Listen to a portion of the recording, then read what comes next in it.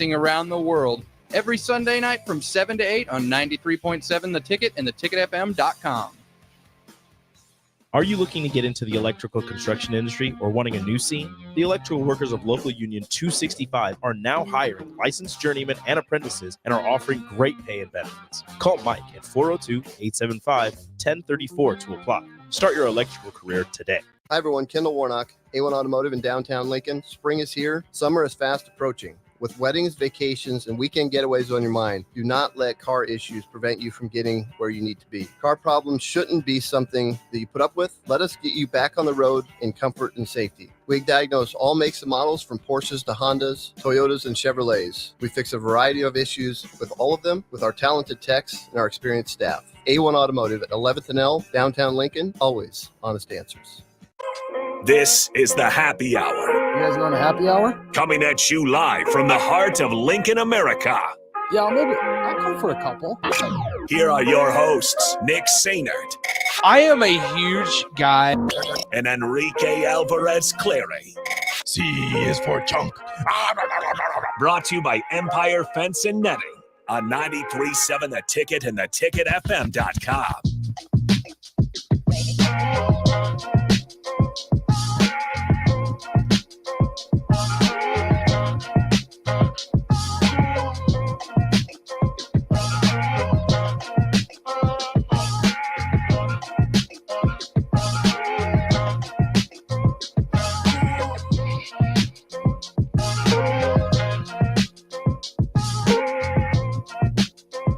Welcome in. Happy Wednesday. This is the Happy Hour, 93.7 The Ticket, theticketfm.com. Nick Sainert and Austin Orman joining you as Rico is out today. A little under the weather, so Rico, hopefully you get to feeling better. But Austin, Nick, good afternoon. Hi, how you doing? Dandy. Been a while since we've been on a show together. It has been. It's Just you been and me. about a week. Yeah.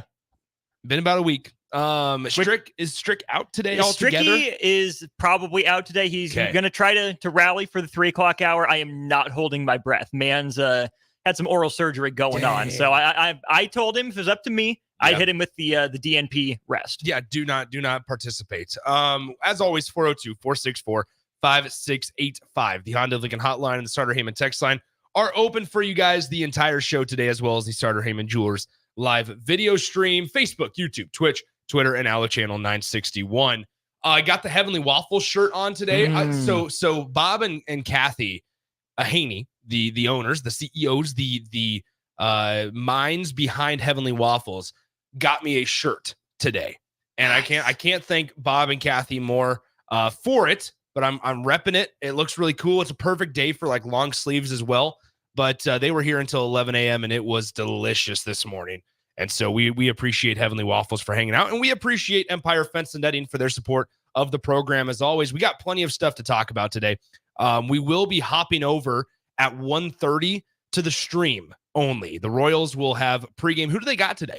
Wrapping up with Toronto today. Toronto. Okay, there you go. So they're wrapping their series up with against the Blue Jays this afternoon. So pregame for that game starts at 1:30 p.m. So right in the smack dab middle of our show. So we'll hop over onto the stream. We'll be on the mobile stream. We'll be on the website as well. But if you're listening on the FM dial, make sure at 1:30 you kind of switch over if you would rather listen to Austin and myself. We'll be joined by Steve Mark of Inside Nebraska at 1:30. So if you want some information on spring ball, on the new addition to Nebraska men's basketball, then maybe you'll want to hop over to the stream sites to be able to tune into that. Schedule came out too, or the opponents. That's right. That is correct. Steve will be on that. Yeah, opponents list came out a little bit ago as well. There's plenty of stuff to talk about.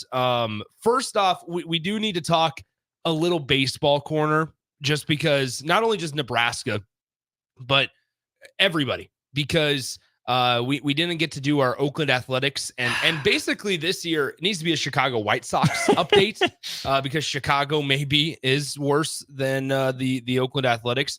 But first off, let's talk Nebraska baseball, because Nebraska falls last night to the Creighton Blue Jays, and this, I mean, it capped off a really disappointing April. Really disappointing April. I believe Nebraska went 7-10 in the month of April, if I remember correctly. I know for a fact that it was under 500, and they went, more importantly, 0-5 in midweek games. So And I believe that 7-10 number sounds correct because they went the 5 midweek games, and then they would have lost like Iowa. They lost 1 game against the Hawkeyes. They lost 2 against Rutgers.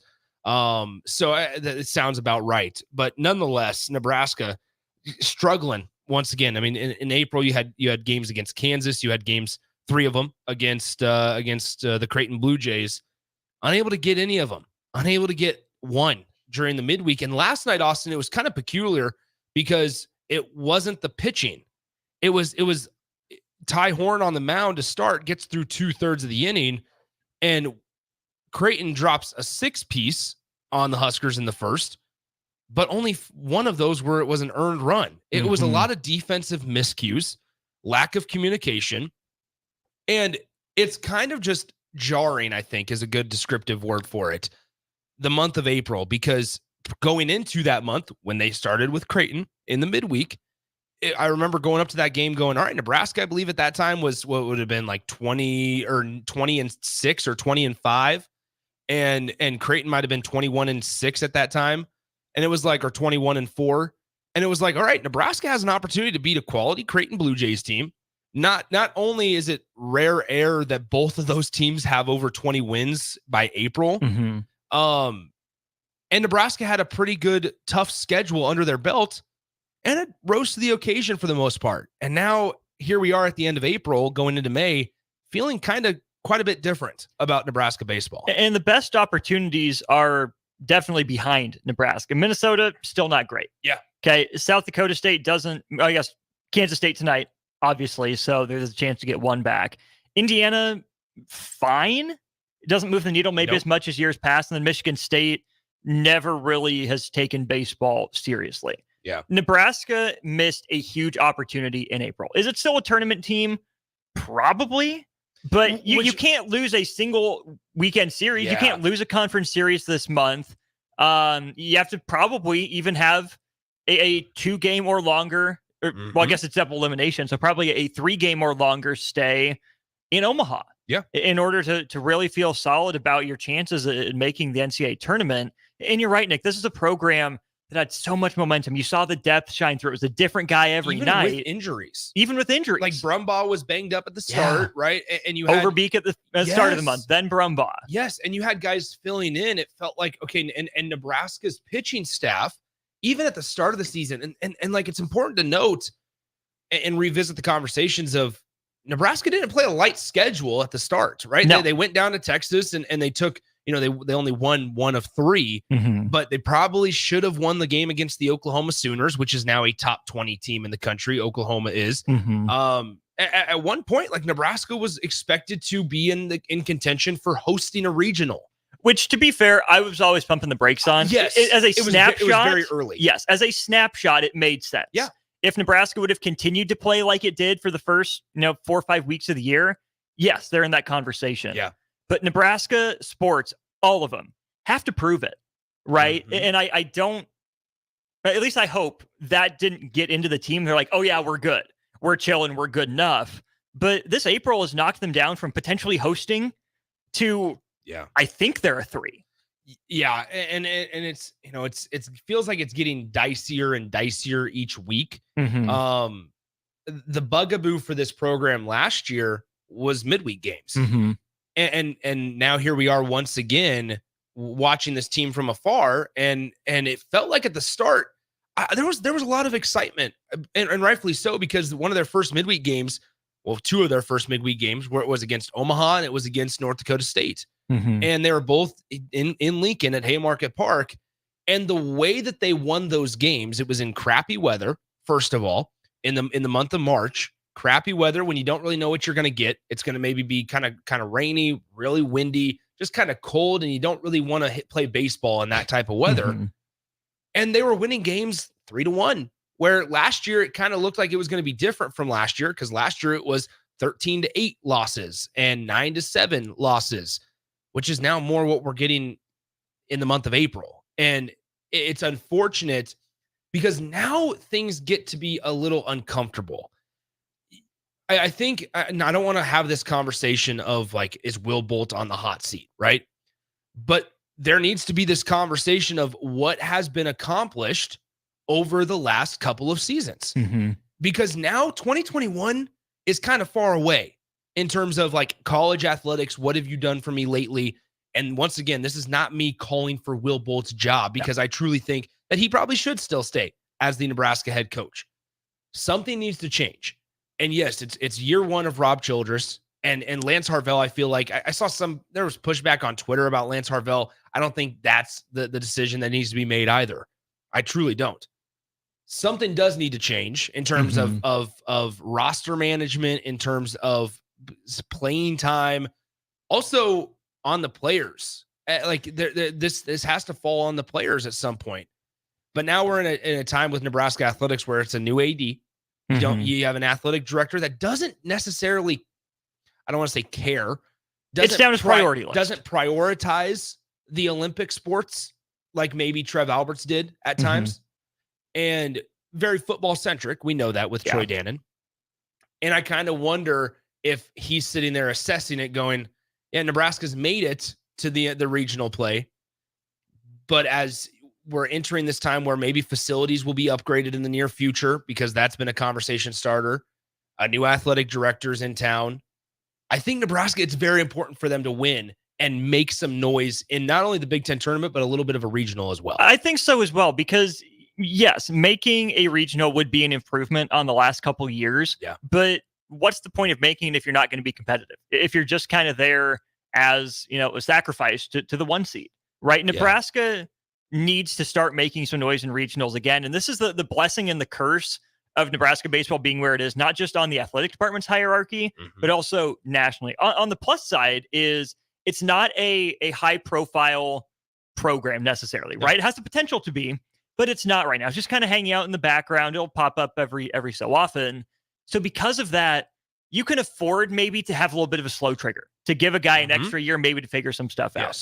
The downside of that is because it's maybe not as high profile, because it's maybe not as high on North Stadium's priority list, then you can allow maybe I don't want to, again, take this generally, not specifically about this team. The culture can stagnate. They can, get some mold in the ceiling, stuff like that, because no one's checking in.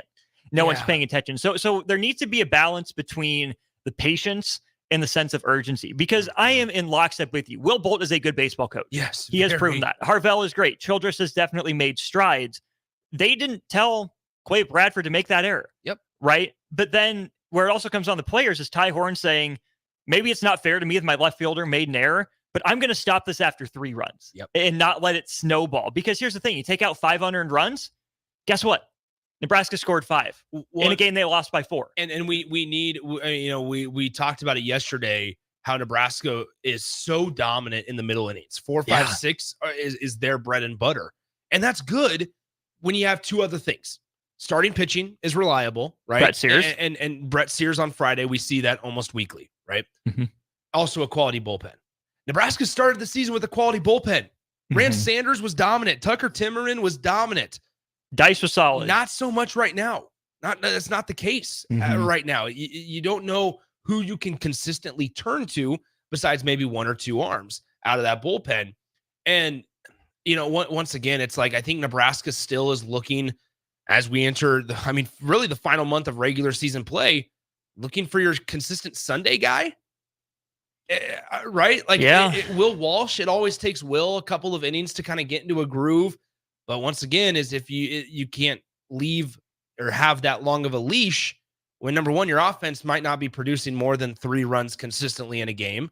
But then also when you allow 5 or 6 in the first 2 or 3 innings, it's hard to leave a guy in there and say, okay, we'll let you work through this just so you can get into a groove for innings 3, 4, 5. Are you more concerned about the pitching or the offense entering the last month?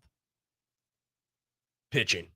Oh, see, I'm on the offense because Nebraska is still struggling to consistently score runs, and it's not a home run based offense, right? If this was a power hitting team, you could say, oh, the weather's just about to turn nice. It's getting warmer. Ball's going to jump a little bit more.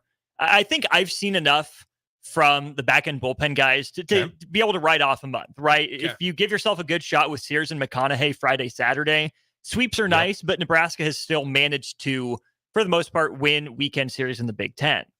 The offense, I think we're running into, Nick, a similar problem that we saw with Nebraska men's basketball, right? The by approach by committee approach works until it doesn't, right? Because sometimes you just need a guy to step up there and hit the 3-run bomb. Yeah. And Nebraska doesn't consistently have that weekend to weekend, right? Within each weekend, there's usually a guy that steps up. Whether it's but there Ty hasn't Stone, been Josh anyone Karen. on like a month-long heater. And not a lot of guys hot at the same time in sequence. So maybe a guy, hitting 2 is hot and a guy hitting 7's hot. What good does that do you? Nothing, because it's not clustered together. Well, and then I guess on the flip side of that, and maybe this is where that complementary baseball comes into play, is when I bring up those midweek wins against North Dakota State and Omaha last month, or in March now, geez Louise, 2 months ago, it was you felt okay, I think, with the offense because the pitching was dominant enough, even on the midweek games, weekday games, to where you were given an opportunity if you could hold your opponent to 1 or 2. Like, that's another thing also, is like, if your pitching can hold an opponent consistently to 1, 2, even 3 runs in an outing, at some point your offense, then I think there's the conversation for the offense of like, you need 2 or 3 runs from your offense to win a ball game. Yeah. And so with Nebraska, while they aren't the home run hitting team that maybe they were last year with guys like Max Anderson, they can still cause havoc on the base paths, right? Riley Silva is one of the best base stealers in the country. And the biggest issue, and we saw it last night specifically, and I said this earlier this morning too, I think that one of the biggest issues we're seeing, and we saw it ad nauseum last night, Nebraska struggles to get the leadoff guy on. Yeah. It's so difficult to get an inning going when you're getting it going with 2 outs. At some point, like, I wonder if this is like an approach at the plate type of thing. What's the mentality? I'd be interested to talk to players because, once again, Lance Harvell can sit there and tell them, all right, guys, this is what your approach needs to be. This is how we want to get up and attack. But if you're not doing it, or if that's not truly your mindset going into an at-bat, Lance Harvell can only do so much from standing down at third base. So it's what's the approach? What's the mental approach in your mind when you go up to an at-bat? Whether you're a leadoff guy, whether you're hitting second in the inning or third, whatever it is, because a lot of times it feels like the better approach comes from the third guy in the inning and not the leadoff guy in the inning. And that's where Nebraska's running into trouble because they got the third guy on. Creighton didn't send them up and down 3 in a row a whole lot last night. I think there was one inning or 2 innings where they went 3 up, 3 down to Nebraska. Only problem is that they got their first hit in the inning with 2 outs or even with 1. And then that bolt ball strategy of let's bunt a guy over and then we need 1 guy to hit a base hit. You can't do that. You can't do that when you start the inning with 2 outs. You can't. I'm glad you bring up approach because I think we've talked a little bit about the maybe physical limitations, the actual, balls and strikes that they're seeing both in the box and on the mound. But it does make you wonder just how this team gets ready, how it prepares for games, right? And if it gets tight, if it clinches at the end, because the shining example of this is 2021. I was right. Exactly. It has to be. That is a team that was literally never out of the fight. Yeah. You saw games where it started hot. You saw And games where it limited. came from behind. Right. Yeah. This so team very similar. Probably doesn't have the high-end talent of that team. Yeah. They don't have a 2nd-round pick. They don't. But you can't tell me there's not another Jackson Hallmark somewhere on this team. Or another Joe Acker. Who's Mojo Haggie? Yeah. You can't tell me there isn't that level of ability on this team because we've seen it in moments. So if we know the physical talent is in there, either it needs to keep developing and get more consistent, or it's between the ears. Yeah. I think when looking at the future for Nebraska baseball, Nebraska brought in a lot of JUCO guys this year, a lot of guys that may have 1 year remaining after this. And at some point, as Nebraska kind of graduated that bulk of talent from 2021 and then also from last year, I think it's been difficult to find somebody to really pass the torch off to. Yeah. Last year, I remember having conversations with a couple of the players, and I don't want to put them on blast because I don't know if they'd want me sharing this. Like at the time, or tying their name to this, I should say. Like the 2021 season ended, and a lot of guys kind of moved on. This is where the COVID season might have hurt even, and I hate to continue to bring that up. But don't forget how in that COVID season, if I remember correctly, there was a couple of seniors on that team. that Nebraska had to decide, do we move on from them or do we go all in on 21? Mm-hmm. And Nebraska ended up going all in on 21, and it almost paid off. It almost paid off. Arguably should have paid off. And it somewhat did. And you feel like Nebraska was a good enough team to make a super that year, especially with the way Kyle Perry came back off of the injury in the regional and pitched against the number one team in the country. You could also argue that if anybody but Jake Buns is out of the bullpen that day, maybe there's not a couple of ball and dirts where, or if Buns gets a call earlier. Yeah, there's that. If Nebraska can go to Spencer Schwellenbach in the well one more time out of the bullpen, you could argue a couple of things there. But then I think after that season, it was they struggled to find a guy to pass the torch off to. And then you had 2023 where it was Max Anderson and Bryce Matthews' team, and everybody knew it. But unfortunately, you had 1 year of that. Yeah. And you graduated quite a few guys. You lost like Cam Chick to the portal. You lost a couple of players to the portal that played key roles. Cody Frank went to Arkansas. A couple of guys got drafted too. And then now here you are in 2024, a lot of new faces. Josh Caron is in his third year. But now looking ahead, Caron's the guy that's going to get drafted this year and have Major League Baseball opportunities, and rightfully so. And we've seen Nebraska attack the recruiting game in effort to somewhat replace Josh Caron after this season. And so now that question still kind of remains of who's going to be that leader or that group of leaders on this roster next season in 2025. That's exactly what it is. Is it Dylan Carey's moment? He's got to take a step forward if it's going to be him. Yeah. Overbeek, he's a guy that has flashed. Sanderson hasn't played in every game, but he's been a relatively consistent guy when he's been in there. There are options on this team. It is not devoid of talent. It is. No, yeah. It's got to come together, though, sooner than later. Yeah, and we're getting texts in on 402-464-5685. Baseball America has Nebraska 2 seed in the Stillwater Regional. Purdue is the only other Big Ten team projected to be in the field. Okay, so there's 2 pieces to that, right? Understand also, and I'm not saying you don't 1645 on the text line. It's important, obviously, to remember in especially baseball and seeding is that if Nebraska is depends on the regional, they're that bridge, that floater between a 2 seed and a 3 seed, right? If they're facing a high enough 2 seed, well, then they barely got out of that to get to the 3, or, barely missed the 3 seed, if that makes sense. So they could be on that line to where also if they have a similar month in May as they did in April, we're not talking about postseason. No, like we're talking about this. It's over. If they go 7-10 again, which there's not that many games. Yeah. There's 10, 11 regular season games left. If they go below 500, if they 5-6, they're 30-23. And don't forget, there was a 40-win Rutgers team left out because, to your second point, 1645 on the text line, Purdue, the only other Big Ten team projected to be in the field. You're absolutely correct in that. But also that shows the lack of strength in the Big Ten Conference. And we go back to a conversation that we are so familiar with. As to Nebraska, who prioritizes baseball as an athletic department, we see it. The fan support is there when they win. And maybe that's the bad part, is the caveat is when they win. But if you go out to a Haymarket Park in the month of May and it's a beautiful day out there, now you got the alcohol and now you got a winning baseball team. Hey, guess what?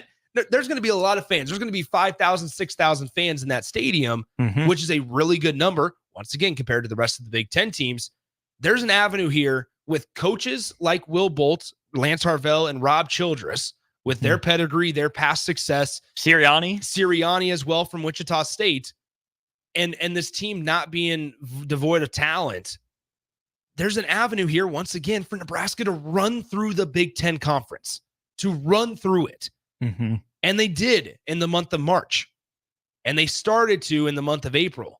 But now you have some bad losses stacked once again on some bad losses. The inability to this point to flush some bad losses, I think, right? You've piggybacked a couple of bad losses against Kansas. You've piggybacked a couple of bad losses against the Creighton Blue Jays. And now you have a matchup against Kansas State tonight, who's above 500 as well. And like, you need to start May off on the right foot. And that starts with forgetting about April and kind of wiping the slate clean, focusing on May as one. Go get them. There it is. Good stuff there. Really good conversation on baseball. All right. So once again, don't forget at 1:30 here. So just a couple of minutes, we're swapping over to the stream. So come on over, join us on the mobile app on the video streams on Facebook, YouTube, Twitch, Twitter, and Allo Channel 961. On the website, theticketfm.com. If you're at your work desk, just make sure you join us. We're going to be joined by Steve Mark of Inside Nebraska, talk a little spring football, and then also Nebraska men's basketball's newest addition in the form of 7'1". How about that? Nebraska has a 7-footer. We break it down with Steve Mark, good friend of the program, when we return on the happy hour. Huge thanks to Empire Fence and Netting for their support as always. And we'll be right back on 93.7 The Ticket and theticketfm.com. Follow Nick and Enrique on Twitter at Nick_Sainert and at Radio Rico AC. More of Happy Hour is next on 93.7 The Ticket and theticketfm.com. Are you looking to get into the electrical construction industry or wanting a new scene? The electrical workers of local union 265 are now hiring licensed journeymen and apprentices and are offering great pay and benefits. Call Mike at 402-875-1034 to apply. Start your electrical career today. Soulful Casino in Havelock is a family-owned business, providing incredible food and service that'll have you craving more with every bite. Soulful Casino offers everything from pulled pork to fried chicken, catfish, ribs, and even quesadillas. You want sides? They've got them. From fries, green beans and baked beans, to collard greens, potato salad, and sweet dill corn. Stop by for lunch as they have specials Tuesday through Friday from 11 to 2 p.m. That's Soulful Casino, located in Havelock, where every bite you take fills the soul. Community means something different to everyone. But for me, it means cheering on those around you during the good times and helping them out during the tough times. I'm softball player Jordy Ball, and I've been blessed with the support of my friends, family, coaches, and community throughout my life. When looking for a bank to call home, it was easy to choose Midwest Bank. I never feel like just another customer, and they're proud to support their communities. They love what they do, and it shows. Your community, your bank, Midwest Bank. Hey Nebraska! Register today for the 40th annual Cornhusker State Games, taking place July 11th through the 21st in Lincoln, Omaha, and other Nebraska communities. The Cornhusker State Games features 70 sports for athletes of all ages and abilities. Price increases are approaching, so register early and save. For details, go to cornhuskerstategames.com. Rehydrate, replenish, refuel with Gatorade. Brought to you by Pepsi Cola of Lincoln, a proud partner of the Cornhusker State Games. Spring sports are here and it's time to upgrade your equipment. But don't go rushing to your big box store. Play It Again Sports is your place to go for all spring sports equipment for baseball, softball, golf, and disc golf. Play It Again Sports has quality, slightly to gently used equipment, and 50% of their inventory is actually new equipment. And don't forget, buying from them is a great way to get new products with great discounts by also bringing in your used items for store credit or cash on the spot. Play It Again Sports at 48th and Vine. Power Combo BOGO? Huh? Yes, if you purchase an air conditioner, you receive a furnace completely free. At John Henry's, our professionals want to ensure you are comfortable in your home all year long, no matter what Nebraska has to throw at us. Call today to schedule your free estimate and learn more about the free furnace waiting for you. Give John Henry's a call today. 435-5555. John Henry's Plumbing, Heating and Air, and Electrical. Bagels and Joe is the perfect place for breakfast or lunch in April. Try their brand new cake batter cream cheese on any breakfast sandwich. And try the caramel latte, as 10% of proceeds from that drink will go to the Foundation for Lincoln Public Schools. 4 locations in Lincoln and 1 in Seward. Bagels and Joe. Are you looking to get into the electrical construction industry or wanting a new scene? The electrical workers of local union 265 are now hiring licensed journeymen and apprentices and are offering great pay and benefits. Call Mike at 402-875-1034 to apply. Start your electrical career today. Homeowners, is your yard in distress? Is your lawn being held hostage by stubborn and unruly weeds? Never fear, lawn lovers. Weedman is here. We'll rescue your lawn and restore its beautiful emerald green glory. The results of our expertly applied program are sure to impress the toughest of critics, your neighbors. Take that, Dale. Vanquish weeds and transform your lawn this year with Weedman Lawn Care. Get 50% off your first application. Go to weedman.com today. Terms and conditions apply. Go to weedman.com today. It's officially one of the greatest weeks of the year on the sports calendar, Masters Week. Book your tee time today with friends, family, or coworkers at Double Eagle Golf inside the Kinetic Sports Complex on West O Street. Doors open at 10 a.m. from Thursday to Sunday, and they'll have food directly from Augusta National, like pimento cheese sandwiches, Georgia pecan caramel popcorn, and lots more. Plus specialty drinks to get you in the mood for the greatest golf tournament in the world. Book a bay today at doubleeagle.golf.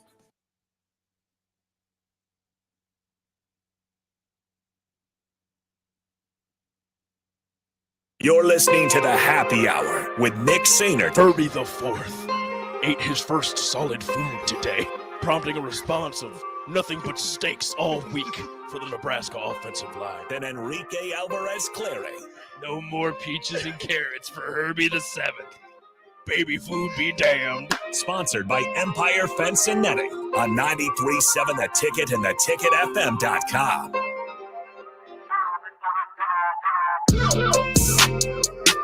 Appreciate you guys hopping over to our 93.7 The Ticket streams as the Royals pregame has begun against the Toronto Blue Jays.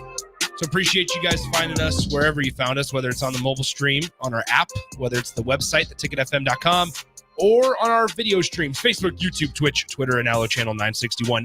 Got a good text towards the end of that segment there that we didn't get to touch on. 1645 once again sends in, and appreciate the thoughts here from a lot of texters. We are unclutch as possible. Nebraska athletics just struggles being a clutch program. 1645 says, let's talk Big Ten baseball with the addition of USC and UCLA, Washington and Oregon. How intriguing does the conference look with those additions? I think it certainly, we've had conversations. Maybe we need to continue this in the third segment after we talk to Steve. I'm interested to see what the Big Ten Conference does with scheduling. Whether we see maybe potential early season conference games, especially with a commissioner of Tony Petitti that has a Major League Baseball background. Do we see Nebraska traveling to UCLA in February or in early March to then say, "Hey, country, look at us. We're still on TV. We're playing meaningful games in March." And you're also hopefully, increasing the viewership for it. Here's my off the wall idea that will probably never happen, but I'm intrigued by. Partner a Big Ten school with a major league club out in Arizona. There you go. Give them, a quote unquote home field. So each of the teams that are in the Western half host a, round robin sort of weekend at one of these major league training complexes. Especially in February and March, right? Yeah, there's a lot of logistics to work out there, but once spring training is done, March into early April, I guess. Yeah. Give USC, give UCLA, give Nebraska, give Iowa a partnership with a major league club. Tony Petitti's still got to have those connections, because think about how big that would be for the Big Ten brand. Yeah. To be able to partner with Major League Baseball to play in these major league spring training complexes in nice weather. We know the SEC, Big 12, Sun Belt, ACC connections to Major League Baseball. They're all over the place. This would be, I think, a kind of backdoor way for the Big Ten to start getting that Major League marketing and get some exposure for its players because they're at these clubs' home spring training places. Absolutely. We'll have to continue that conversation in the third segment there, especially with the new conference layouts. That's an interesting angle on it. Once again, we're joined now on the Allo VIP line by our friend Steve Mark of Inside Nebraska here on the show. Steve, appreciate you being patient, man. How's life treating you? Yeah, no problem, guys. Life's going great right now. I'm enjoying the spring portion of this football off season being over. I think it was time to be over, but it's been going well. Okay, so Steve, let's start with spring football. Reaction from the spring game on Saturday as Dylan Raiola. I want to start first with the quarterbacks, especially Jack Waukee, which, by the way, I was just like 2 days ago, I realized that it was pronounced Waukee. But Jack Waukee enters the portal, which not much playing time was expected from the former Ole Miss quarterback as well. But Dylan Raiola had a pretty nice performance on Saturday. Let's start with Dylan. I mean, that was kind of what Nebraska fans needed to see, I think, from the 5-star. Yeah, I think he met expectations. I think if you were going to Memorial Stadium or you were on your couch tuning into the Big Ten Network and you saw that play out in front of your eyes, just the 5-star guy kind of making throws that you would expect him to make. It's a really good feeling. So I think Nebraska fans should be really really happy with what they saw from Dylan, because he was kind of showing it all. He was showing that quick release, that effortless throwing motion. He was, threading balls into, really tight fit places. So it was really cool to see. Steve, when you look at this quarterback room, where do we think this staff is on the confidence of the room as a whole? Because now they're sitting there with 3 scholarship quarterbacks, obviously. And it feels like the more we get towards, the end of spring ball, maybe we're going to see them try to go and attack the transfer portal and find maybe a veteran with some experience to kind of just add depth in that quarterback room. Yeah, maybe. I think they really like 3 guys that they have in there. Obviously, Dylan is going to be Dylan, and I'll be interested to see once the season actually starts how much they put on his shoulders and how much they want to unleash him and say go. But I wouldn't be surprised either if they tried to lean on the run game, try to get some confidence in that offensive line and the running backs to try to have that traditional, power run game going downhill. That'll help out the true freshman quarterback, obviously. But also, I thought Heinrich Haarberg kind of showed some really good things in the spring game as well. I know a lot of people aren't really considering him to be the starter, and I totally understand that. It'll be Dylan's show in the fall. But, considering where Heinrich left off last year and what he showed in that spring game, just the throwing motion alone looked a lot cleaner, in my opinion. And I think that's a testament to Heinrich himself, obviously, but also to Glenn Thomas. And then it kind of shows you how big of a hire I think that is, not for only this year, but for as long as he's going to be the quarterback coach at Nebraska, because I think he's going to make somebody like that is going to make every quarterback that Nebraska brings through here better. And I think we saw that with Heinrich. Just that the elbow was not as low as it was at times last year. It was higher up. He was making some really strong throws, I thought. And then, of course, he's built like a robot with 6'5" and 230 pounds probably. So I think he's still going to have a role in this offense, whether that be a quarterback read run package, short yardage goal line type guy. But I think that the staff obviously likes what they have with Dylan, who looked in control when he was out there. I think they like what Heinrich can bring as a different element, kind of a change up to the offense. And then obviously you have to like what Daniel Kaelin brings. I mean, he's no slouch of a quarterback recruit himself. He obviously has tools to work with, and he has the leadership traits that you want in a young quarterback. So I think they have 3 really solid guys. And, to your point with the transfer portal, Matt Rule didn't really, when he was asked about that after the spring game, he didn't really sound too enthusiastic about it, but obviously he's always going to remain open, just like any good head coach would be.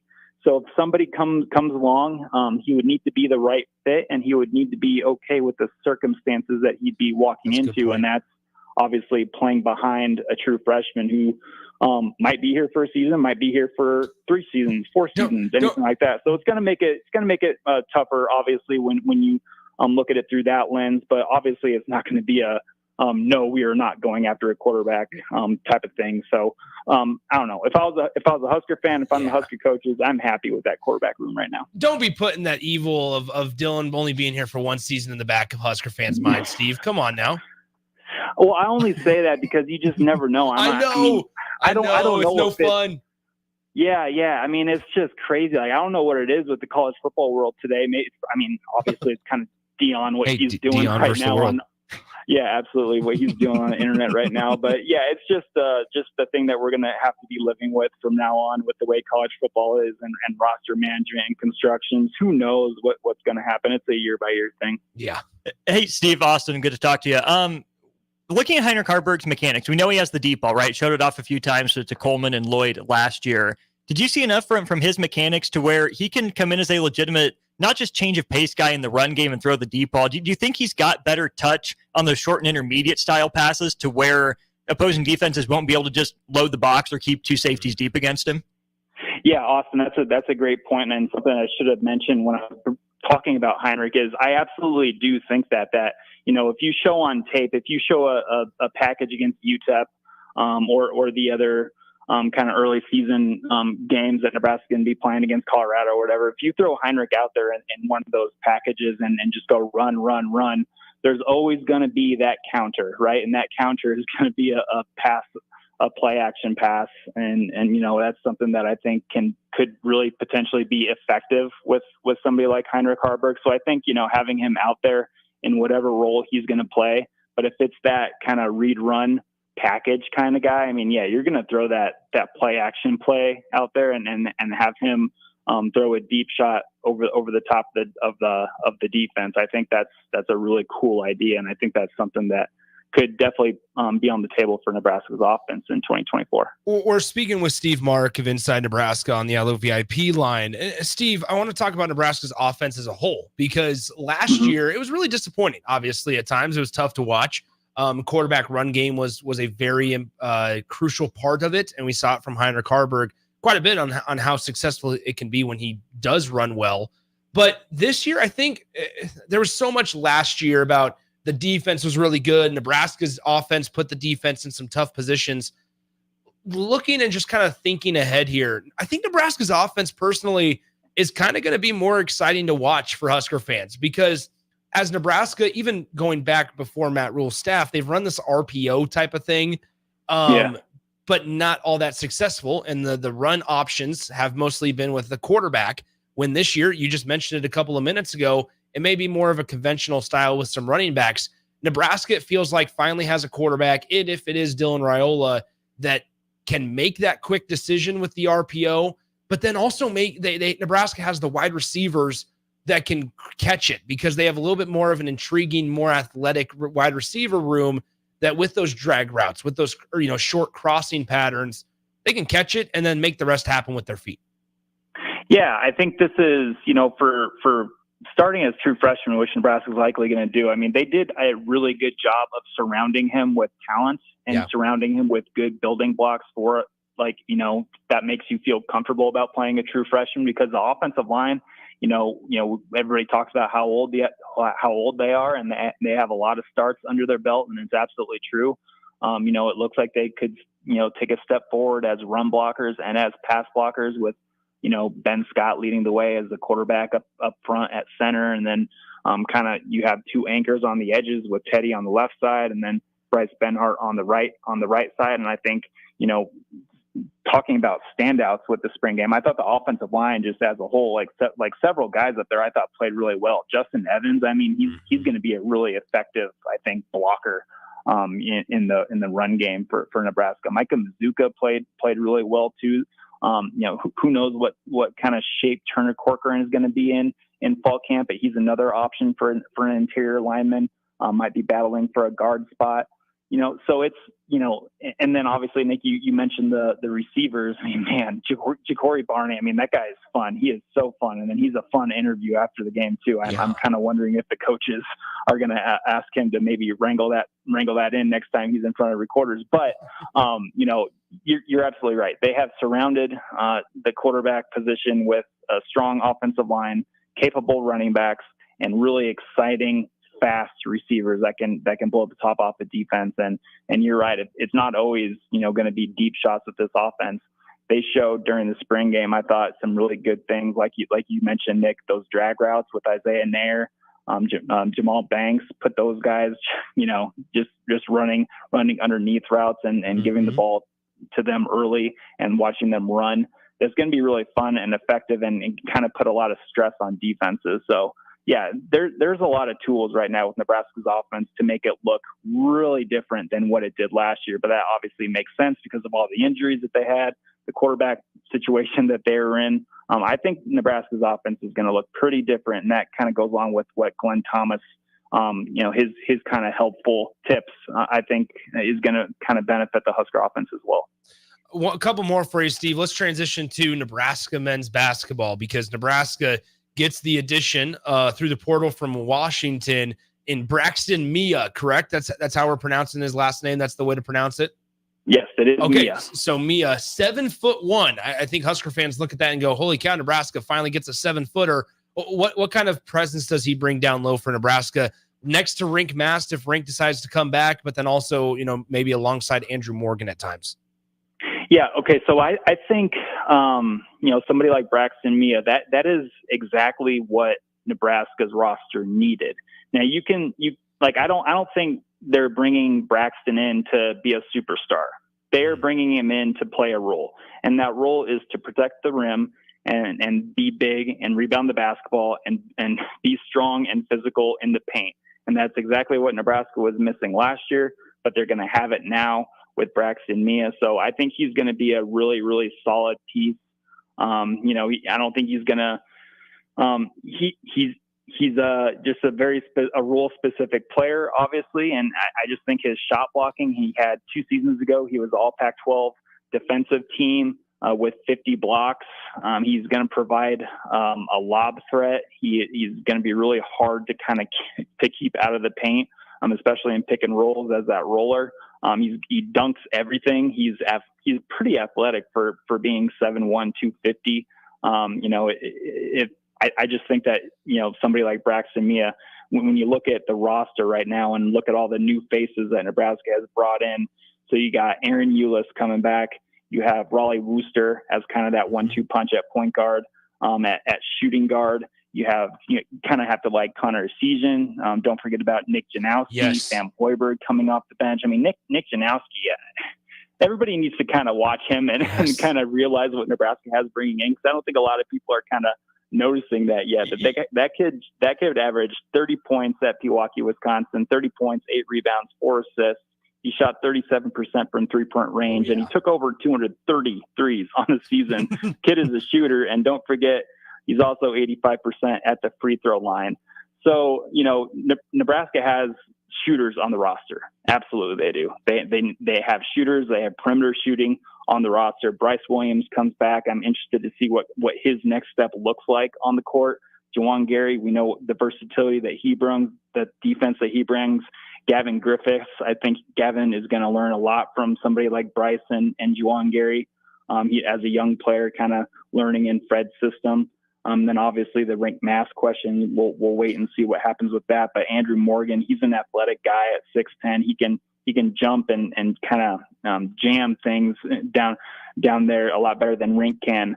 But yeah, by adding Braxton Mia into it, I mean, it just kind of helps circle this team as one to look out for in the Big Ten, because I just think he's exactly what Nebraska needed. He doesn't need to be a superstar. He just needs to protect the rim, get rebounds, and be that muscle that Nebraska was missing last year. Steve, when do we think, I mean, if you had to put your prediction hat on, when do we hear about Rink Mass? Is there a deadline, and what do you think his decision will eventually be?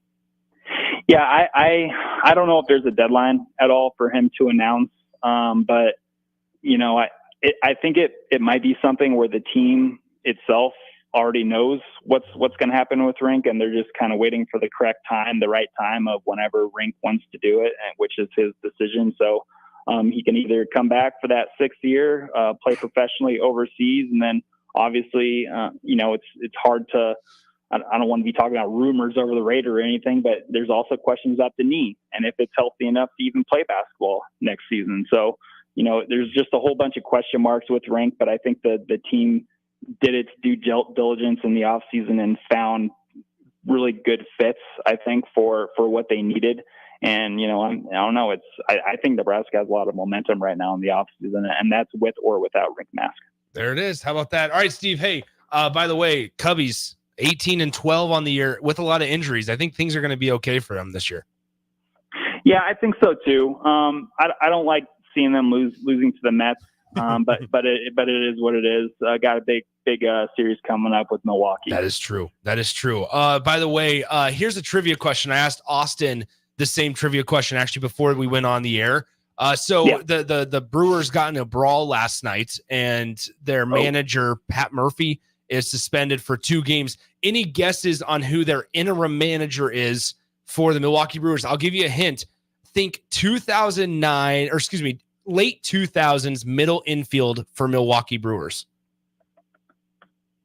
Oh my God. This is going to be a nostalgia thing. It is not Unieski Betancourt, by the way. Okay. Or Scooter Jeanette. That one out of my mouth. Or Scooter Jeanette.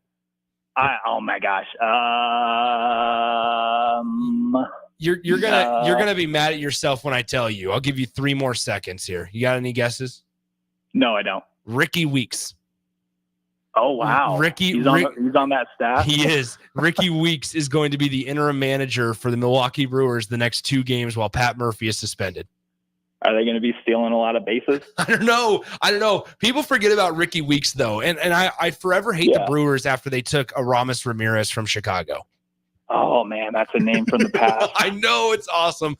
All right. I was a big Aramis Ramirez kid growing up. Wait. So like Aramis Ramirez. So my time growing up, I would have been younger than 10 years old in like 2009 and 2008. Aramis Ramirez, Derek Lee, Kosuke Fukudome. Kosuke Fukudome. Starling Castro. Young Starling Castro. Soriano. That's right. Alfonso was on that team. Alfonso Soriano. That's right. Let's see a couple other ones. Carlos Zambrano. Oh yeah. Fire on the mound from Carlos. Yes. Good hitter too. Giovanni Soto was behind the dish on that team. Yes. I'm trying to think of who was shortstop for the Chicago Cubs. It would have been Darwin Barney. Was Ted Lilly on those teams? Ted Lilly was on those teams. Now, Steve, while we're on this topic real quick, not to leave you just hanging for 20 minutes here. But I was telling Austin that there's a guy playing for the Iowa Cubs, their AAA affiliate, obviously, David Bodie, who a couple of years ago, David Bodie was on the World Series championship team. And ever since the following season, he's been on the AAA affiliate Iowa Cubs every single year, never been called up again, or maybe if he has, it's been a short stint, getting paid millions of dollars to live in Des Moines, Iowa. I mean, David Bodie had a role on that team. Like he was playing.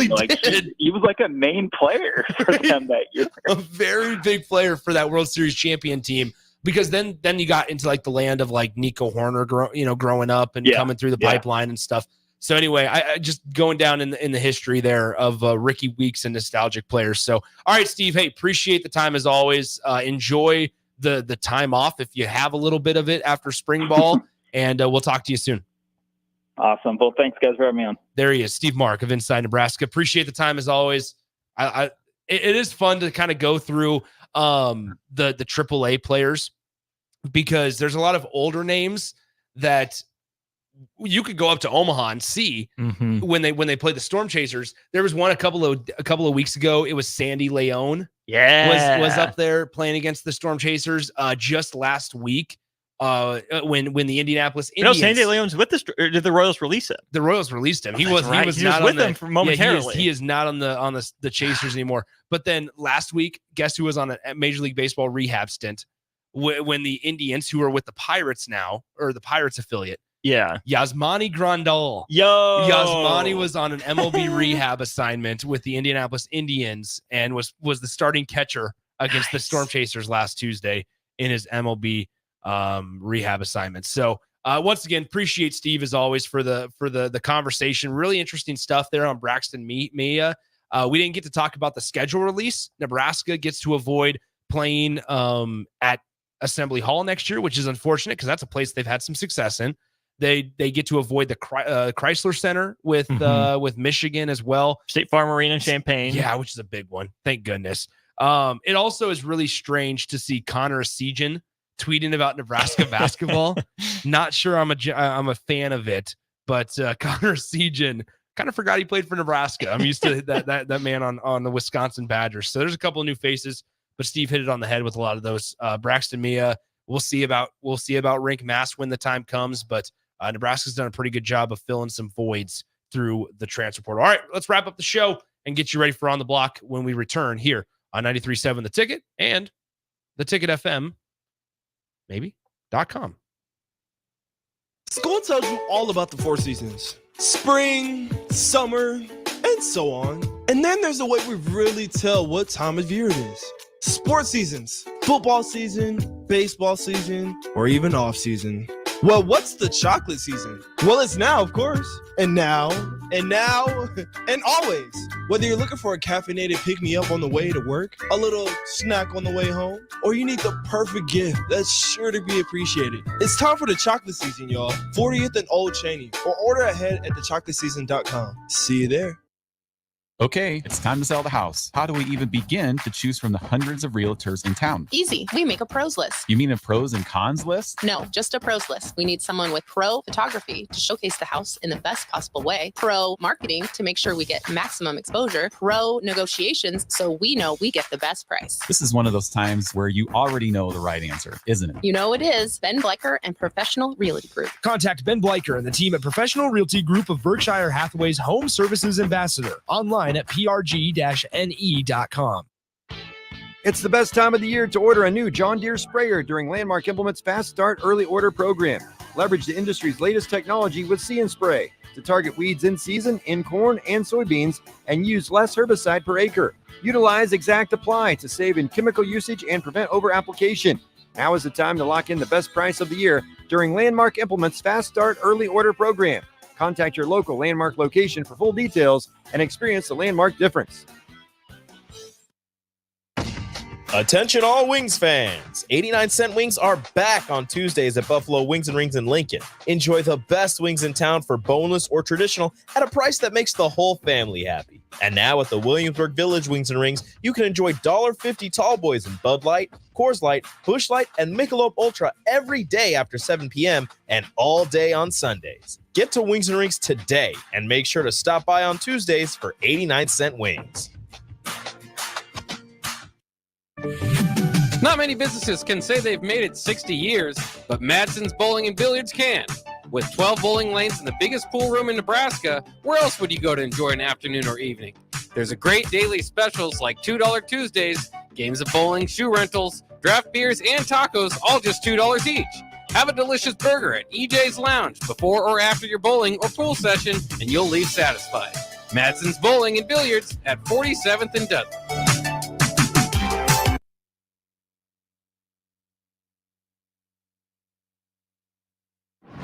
Community means something different to everyone. But for me, it means cheering on those around you during the good times and helping them out during the tough times.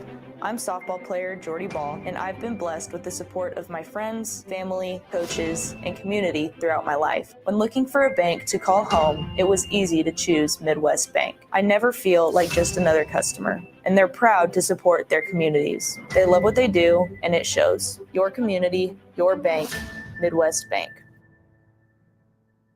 Hey Nebraska! Register today for the 40th annual Cornhusker State Games, taking place July 11th through the 21st in Lincoln, Omaha, and other Nebraska communities. The Cornhusker State Games features 70 sports for athletes of all ages and abilities. Price increases are approaching, so register early and save. For details, go to cornhuskerstategames.com. Rehydrate, replenish, refuel with Gatorade, brought to you by Pepsi Cola of Lincoln, a proud partner of the Cornhusker State Games. Spring sports are here and it's time to upgrade your equipment. But don't go rushing to your big box store. Play It Again Sports is your place to go for all spring sports equipment for baseball, softball, golf, and disc golf. Play It Again Sports has quality, slightly to gently used equipment, and 50% of their inventory is actually new equipment. And don't forget, buying from them is a great way to get new products with great discounts by also bringing in your used items for store credit or cash on the spot. Play It Again Sports at 48th and Vine. Power Combo BOGO? Huh? Yes, if you purchase an air conditioner, you receive a furnace completely free. At John Henry's, our professionals want to ensure you are comfortable in your home all year long, no matter what Nebraska has to throw at us.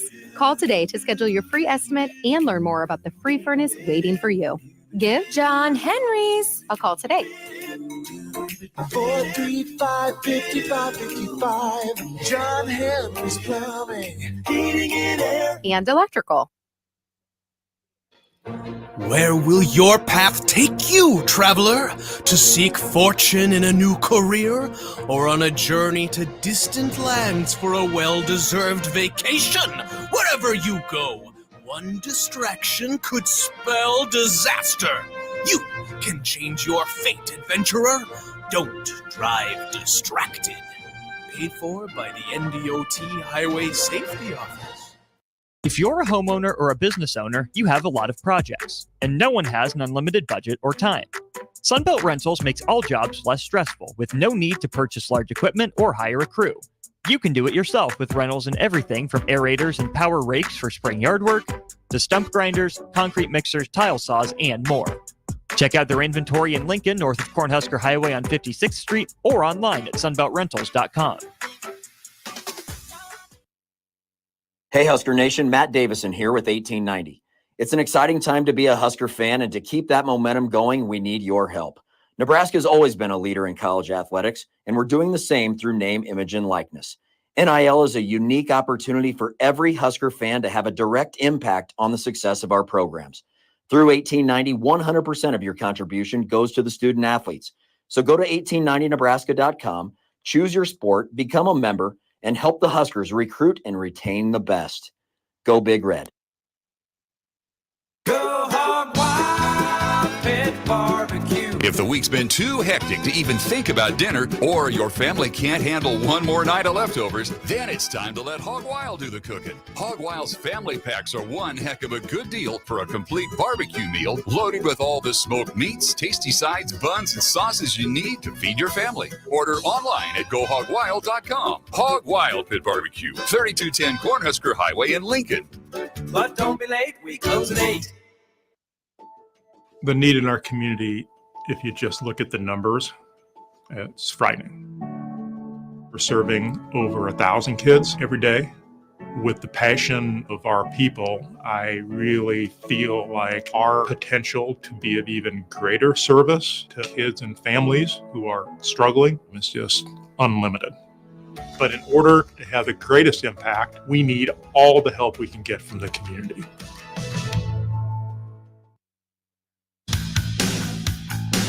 NEPCO is hiring CDL drivers for Ready Mixed Concrete, Husker Concrete, and Beatrice Concrete. NEPCO offers great pay, medical and retirement benefits, paid time off, and they pay for CDL training. Apply today and start your new career with a $2,500 hiring bonus. From NEPCO's beginning in 1908, it's the employees that have formed the company's solid foundation. Start your career today. Visit nebcoinc.com. That's NEBCOINC.com. You're listening to the Happy Hour with Nick Sainert. Herbie the Fourth ate his first solid food today, prompting a response of nothing but steaks all week for the Nebraska offensive line. Then Enrique Alvarez Clary. No more peaches and carrots for Herbie the Seventh. Baby food be damned. Sponsored by Empire Fence and Netting on 93.7 The Ticket and theticketfm.com.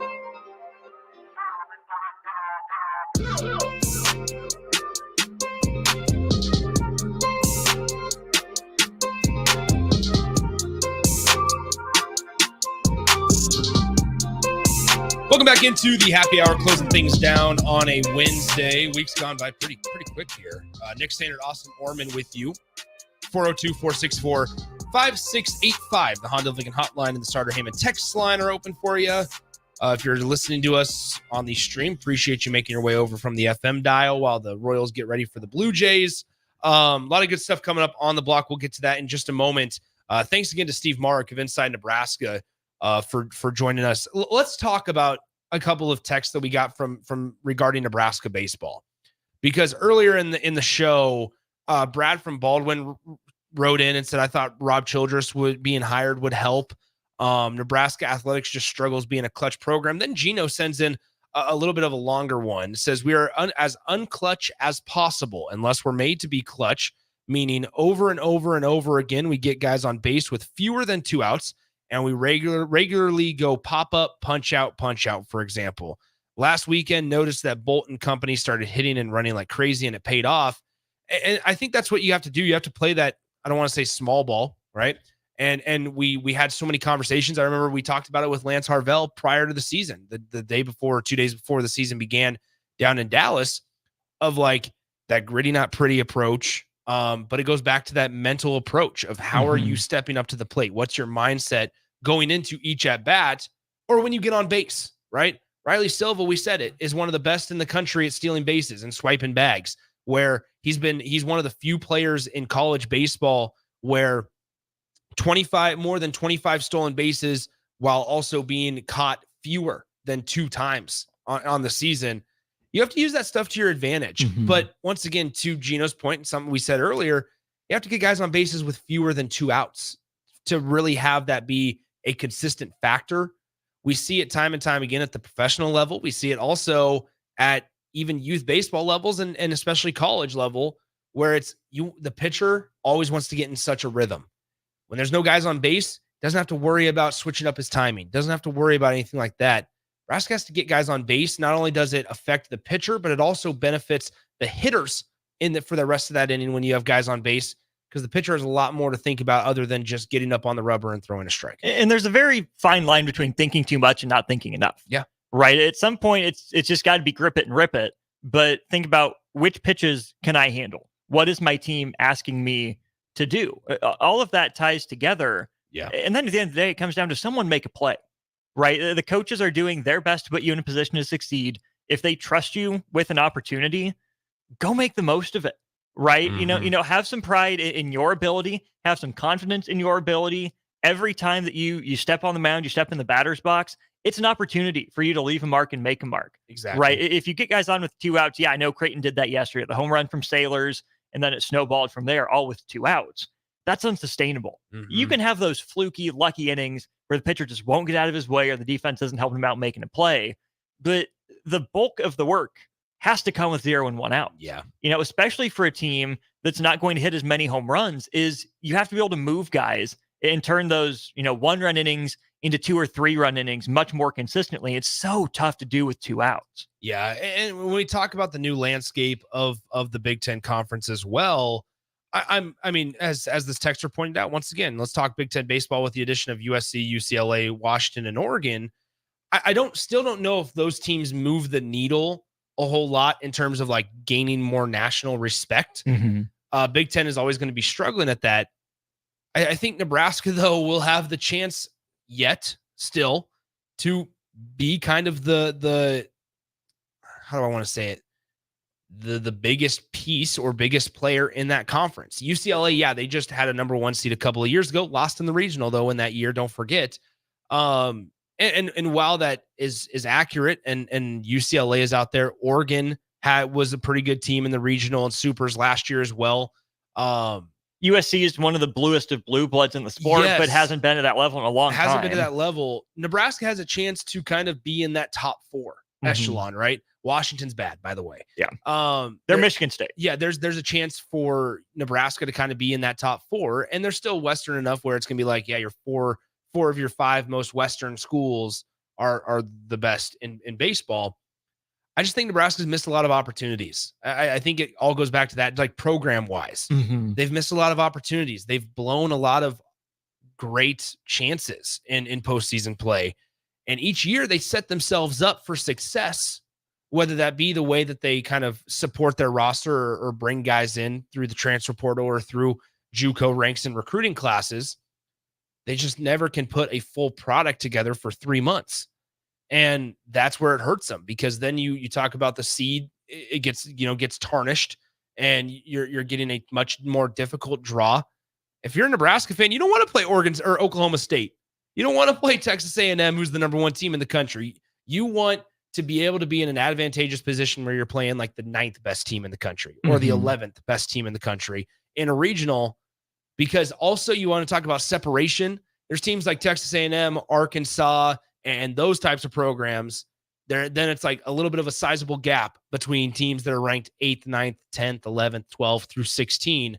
There's a sizable gap between those. Nebraska has to figure out a way to avoid playing, that 1 through 4 group. Absolutely, they do. And I think to your big picture point as well, if Nebraska is consistently in the top 4 of the Big Ten, I think that's going to be a sweet spot for them in getting good non-conference games, because you'll be taken seriously enough to get them, but teams won't be scared of you, right? They'll have some of that, baseball conference arrogance where, okay, yeah, it's Nebraska, they're fine, and that's all it is. Exactly. Which gives you the perfect mentality and the perfect opportunity to be the hunter, not the hunted, to go to Arlington, to go to Tempe, to go to Corvallis, places like that against these, upper echelon programs where for them, it's not going to kill their strength of schedule if they lose to you, but it means more to you than it does to them. So even if you're playing on their home field or at a neutral site, Nebraska needs to be good enough to continue to get these games. Yeah. And then you can start building year after year. Why not win 2 of those games instead of 1 of those games? and then get in maybe one more high profile midweek game that you compete in or maybe win. You just have to build it year by year by year. And I think maybe this is a concerning piece going back to, a Will Bolt centric picture. There's so much talk about what type of boost this program would receive if they host a regional. And he's been one of the biggest talkers about that across the last couple of years. Mm-hmm. And ultimately enough, now we're sitting here after a really disappointing April and say Nebraska's probably a 3 or as a 2 with a really disappointing draw. Mm-hmm. Or a really tough draw, I should say. So now it's, it goes back to that point of if Will Bolt truly feels like what this program needs to do is host a regional to get to that next level, that's fine. That's the standard you have to measure him by. But that's the standard that you have to measure him by, because not only he might not have said it this year, might have said it last year because of some disappointing, results the last couple of seasons. But after that 2021 year, it felt like Nebraska was on this upward trajectory. After Will Bolt, because it was, don't forget the way we felt about it. When Nebraska's season got canceled, obviously in 2020 in Will Bolt's first year. So then in his first full season, what happens? He ends up winning the Big Ten regular season. And then he also takes Nebraska to Game 7 in the what would have been Fayetteville Regional. Mm-hmm. In the Fayetteville Regional against the number 1 team in the country. And then it was, okay, next year, what's the standard? And it's that where Nebraska was a 2 seed, but then also how do we take that step up? Mm-hmm. And unfortunately, Nebraska hasn't taken steps up; it's taken steps back. And I don't think Will Bolt is a salesman necessarily, right? Not a bad one. Like I think he sells. He's not going to say it just to say it, right? He's going to say it with a purpose, for a reason, with conviction. Yeah, that's what we know about Will Bolt, which makes it so weird to see Nebraska not coming through situationally. It's not always leaning into gritty necessarily, and maybe they're trying to and they're just not capable of it.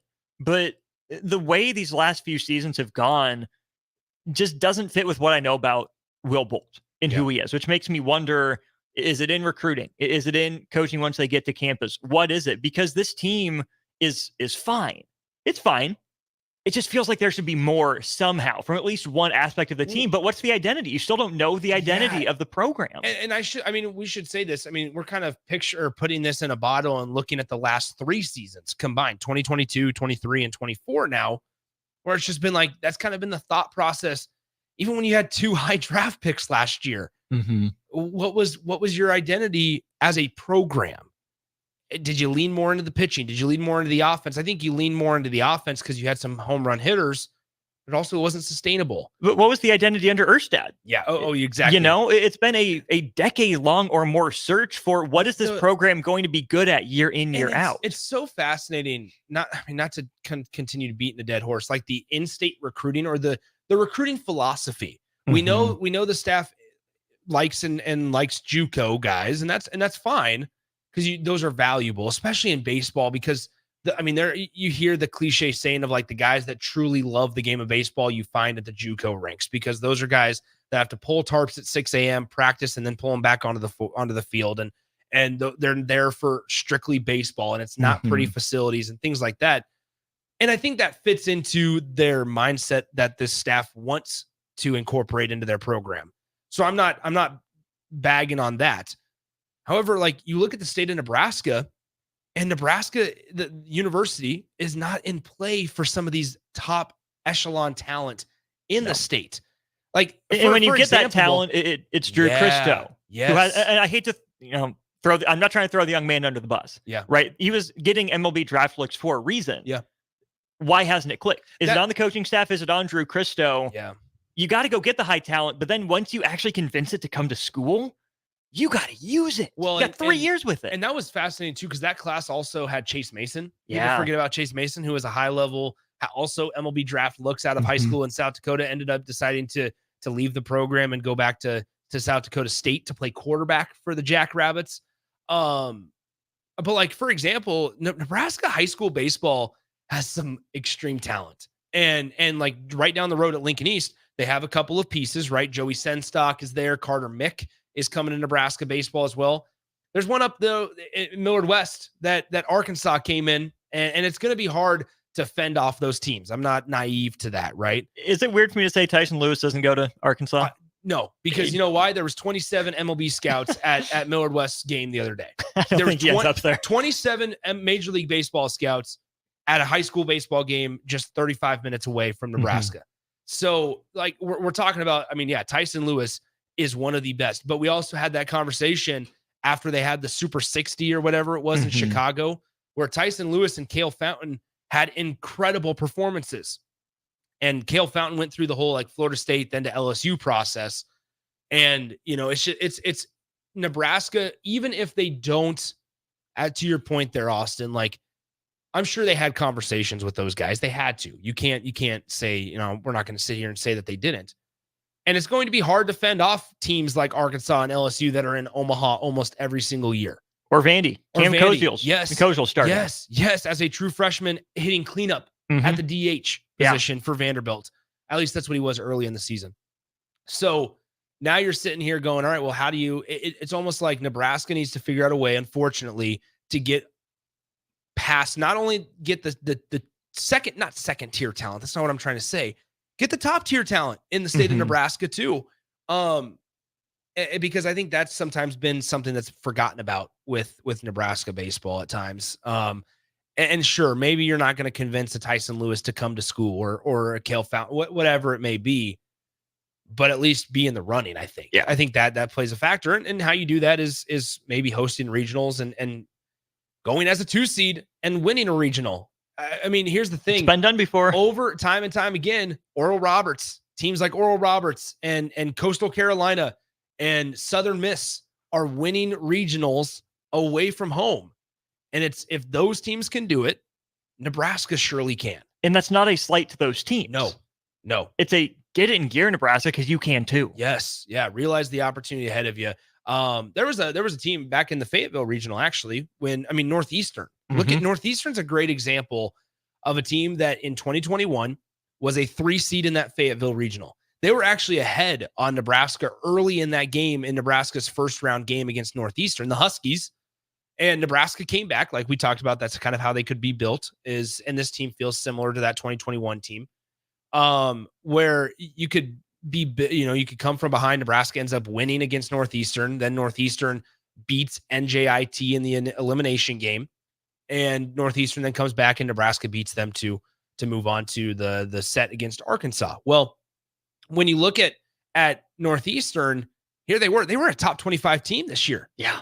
And so it's like the momentum that you can build from your program standpoint, consistently making regionals and consistently being competitive in regionals, is something Nebraska just hasn't been able to experience. The more regionals you're going to be in, one of those times you're at least going to get lucky. Yeah. If not get the right draw. Yeah. But you can't get lucky. You can't give yourself the right draw if you're not actually, in a regional. Exactly. All right. We're out of here. What's coming up on the show today, Austin? We'll talk very briefly about Nebraska football moving to the west sideline. We'll talk spring game and Husker baseball with Evan Bland. Bees and brawls in Major League Baseball last night. And then heavy Nebraska men's basketball hour 2. The conference opponents that we went over a little bit came out. Want to dive into that. I want to go through potential lineup combinations with Braxton Mia in the fold. And then I do want to replay the conversation Strick and I had with William Kyle Jr. from yesterday. Fantastic talker, dropped a lot of great nuggets and great information. So if you missed it yesterday, we're going to replay that at 3:30 today. There it is. All that and more coming up on The Block with Austin today. Make sure you tune in and let your friends know they can hear you on the stream as the Royals get ready for the or are probably already playing. Bottom of the first, Seth Lugo already struck Seth Lugo, George Springer out. The former Met. It's true. Seth Lugo. There he is. All right, let's get out of here. Appreciate you guys as always. Thanks again to Steve Mark for joining the show. On The Block with Austin coming up next on 93.7 The Ticket and theticketfm.com. Garage doors can be expensive. Are you keeping yours in the best condition possible? This is Cameron Hall with Doors Plus. Doors Plus is a locally owned business that prides itself on the fast